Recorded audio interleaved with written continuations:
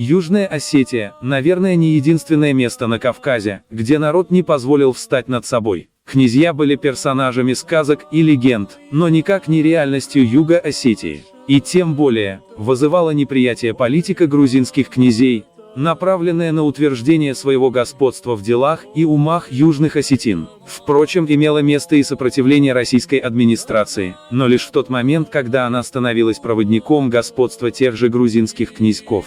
Как известно, главная причина буйств, производимых осетинами, есть та, что грузинские князья стараются присвоить над ними свое право, которые, противясь всему, почитают и нас своими неприятелями, писал генерал Стрекалов главнокомандующему российских войск на Кавказе Игорю Паскевичу.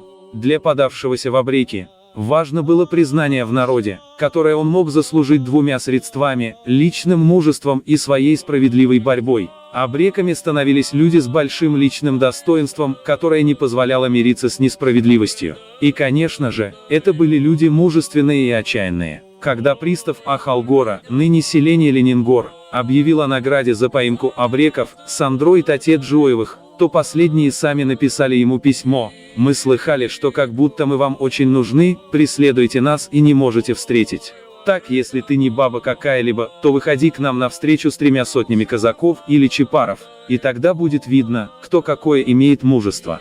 Одной из известной троицы абреков Южной Осетии были Илико Пухаев, Габо Гигалаев и Сави Тидеев. Интересно отметить, что первое упоминание об их действиях мы встречаем в периодической печати Грузии в 1892 году, на следующий год после казни Картлийской Троицы. Стоит заметить, что в осетинском народе внимательно следили за поведением каждого абрека, и если его действия и поступки были справедливыми и мужественными, то он находил поддержку в каждом доме. Горийский уездный начальник докладывал тифлисскому губернатору о том, что местное население всячески поддерживает и укрывает разбойников, и не хочет оказывать содействие властям в их поимке. Он же указывал, что сельские старшины на призыв оказать ему содействие в поимке абреков обозвали его безмозглым дураком. Одной из причин вооруженных действий абреков был произвол, творимый грузинскими князьями, пытавшими распространить свою власть на горцев Южной Осетии. Илико Пухаев был уроженцем селения Схлит, Знаурского района Южной Осетии.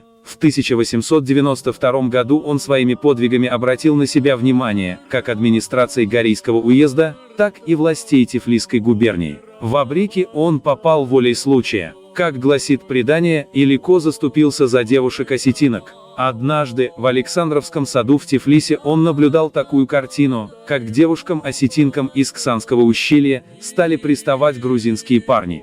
Пухаев Илико не снес такого оскорбления, ударил одного из них кулаком и убил его. После этого, чтобы избежать преследования полиции, он подался в леса, став абреком. Вместе с тем, абрек Илико Пухаев, Пухашвили, и его товарищи в лучшую сторону отличались от других абреков. Как нельзя красноречивее об этом говорится в заметке автора, опубликованной в газете «Новое обозрение» в 1897 году, когда был убит Илико Пухашвили. Цитата: «Проезжал я недавно мимо того места, где летом был убит разбойник Пухашвили между селениями Двани и Цейравани. После убийства Пухашвили на этом месте, под 2 дубами, устроена была небольшой длины скамейка и поставлен каменный памятник в 1,5 аршина высоты. Как видно из надписи на каменной колонне, памятник этот поставлен кем-то, посвященный разбойнику Пухашвили.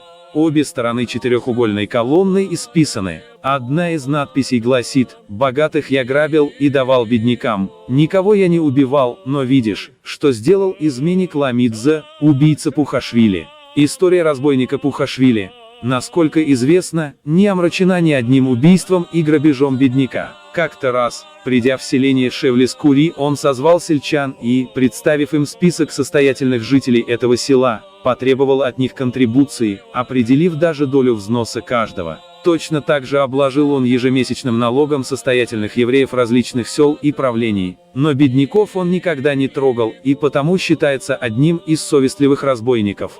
Здесь надо сделать небольшое пояснение. Согласно тому же преданию, убийцей стал его названный родич грузин по фамилии Ламидзе. Как-то раз Илико прилег отдохнуть под высоким дубом в местности Зиулит среди белого дня. караулил его сон Шакрол Амидзе, которому Илико всецело доверял. Но, желая получить объявленную властями награду и заслужить милость начальства, тот во время сна Абрека выстрелом в голову покончил с ним. Именно на месте убийства Илико и был впоследствии воздвигнут обелиск. Но память о народном заступнике, осетинском Робин Гуде жива и сегодня, в песне, посвященной ему в народных преданиях. В силу особенностей психологии и менталитета осетин, как и других народов Кавказа, дерзновенные помыслы и поступки в борьбе против притеснителей всегда вызывали и вызывают уважение и симпатию большинства соотечественников. И сейчас вашему вниманию будет представлена народная песня о герое, заступнике осетинского народа Илико Пухаеве.